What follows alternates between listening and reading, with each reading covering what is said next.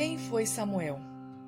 A história de Samuel é contada num dos livros que possui o seu nome, no livro de 1 Samuel. Filho de Eucana com Ana, ele foi o último juiz de Israel.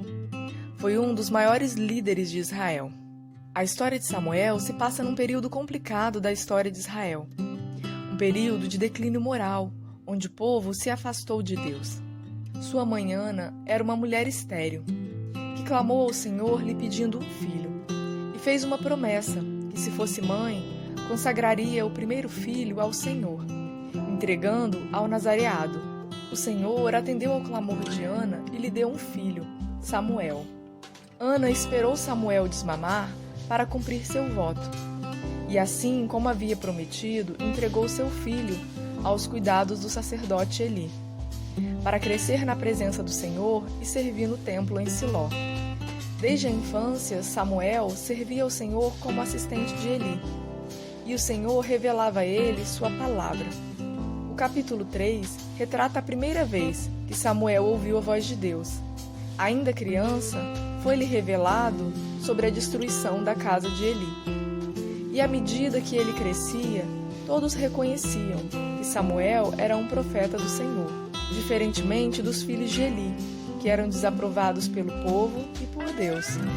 Os filhos do sacerdote Eli, que deveriam dar continuidade ao sacerdócio, eram homens desobedientes e desonestos, que brincavam com as coisas de Deus. E Deus não permitiu que eles dessem continuidade ao sacerdócio. Os dois morreram jovens em batalha. E assim que ele soube, caiu da cadeira e também morreu. E assim como Deus havia revelado a Samuel, a casa de Eli foi destruída, e o sacerdócio passou para a linhagem de Eleazar.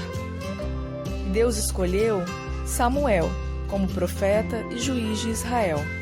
Samuel aparece no capítulo 7, convocando o povo ao arrependimento, convocando o povo a tomar uma decisão, abandonar seus ídolos e servir verdadeiramente a Deus. E assim o povo fez. Samuel foi usado por Deus na liderança de Israel, e na guerra contra os filisteus, Deus concedeu vitória a Israel. E assim Samuel levanta um memorial, Ebenezer, para lembrar deste feito. Samuel se tornou um juiz de Israel e foi durante toda a sua vida. Viajava por todo o país resolvendo conflitos. Quando se tornou idoso, incumbiu a seus filhos a responsabilidade de irem em seu lugar.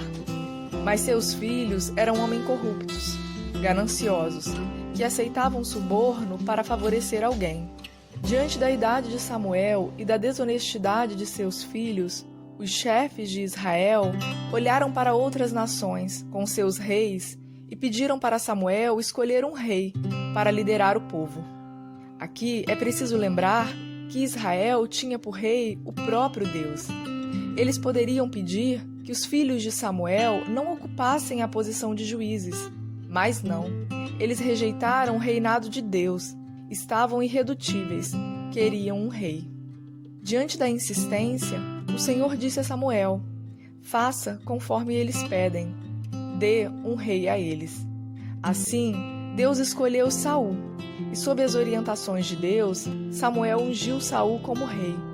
No início do seu reinado, Saul se mostrou ser um bom rei, submisso a Deus, mas posteriormente se tornou desobediente, e Deus revelou a Samuel que rejeitara Saul como rei. E sob a direção de Deus, Samuel foi levado até Davi, para ungí-lo o novo rei. Mas Samuel não chegou a ver Davi subir ao trono. Davi já havia sido ungido por Deus. Mas na prática, quem governava Israel ainda era Saul. No capítulo 25, a Bíblia relata o falecimento de Samuel. E apesar de dar o nome a 2 livros, 1º e 2º Samuel, sua história termina ainda no livro de 1 Samuel. O nome de Samuel é novamente mencionado no Novo Testamento, no livro de Hebreus. Aparece entre os heróis da fé.